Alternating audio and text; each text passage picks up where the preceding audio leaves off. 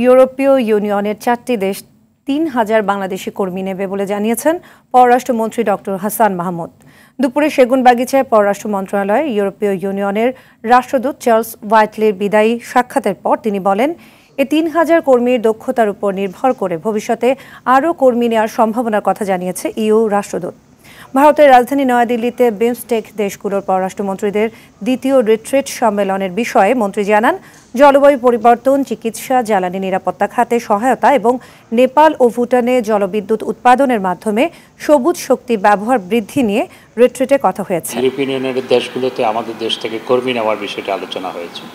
আপাতত ইউরোপিয়ান ইউনিয়নের দেশগুলোতে ৩,০০০ কর্মী নেওয়ার ব্যাপারে আমরা সম্মত হয়েছি। কোটা পদ্ধতি বাতিল করার পর কোটাবিহীনভাবেই সরকারি চাকরিতে অন্তর্ভুক্তি হচ্ছিল। আদালতের কারণেই বিষয়টি সামনে এসছে।